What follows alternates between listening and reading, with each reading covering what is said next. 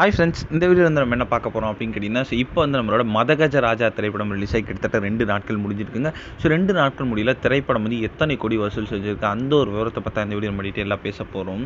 இப்போ வந்து நம்மளோட விஷால் மற்றும் சுந்தர் சேர கூட்டணியில் இது வரைக்கும் வெளியே வந்த திரைப்படம் வந்து எல்லாமே ஹிட் அப்படின்னு சொல்லலாம்.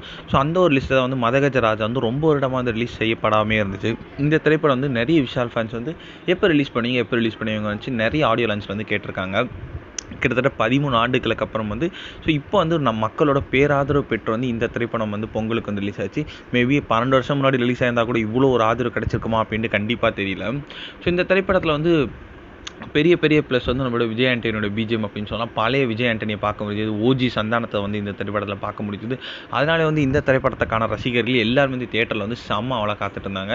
ஸோ விமர்சன ரீதியாகவும் சரி, வசூல் ரீதியாகவும் சரி, இந்த திரைப்படம் வந்து நல்ல ஒரு வரவேற்பு மட்டும்தான் பெற்றுட்டு.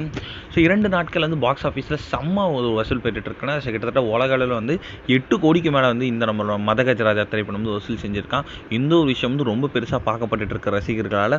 ஸோ நல்ல நல்ல லேட்டஸ்ட்டாக வந்த திரைப்படங்கள் எல்லாமே வந்து ஒரு சுமாரான ஓப்பனிங் பெற்றிருக்க நிலையை கிட்டத்தட்ட 13 ஆண்டுகளுக்கு அப்புறம் ரிலீஸ் ஆன மதகஜ ராஜா நல்ல ஒரு ஓப்பனிங் பெற்றுட்டு இருக்குது. ரசிகர்களால் ரொம்ப ரொம்ப பெருசாக வந்து பேசப்பட்டுக்கிட்டு இருக்கு.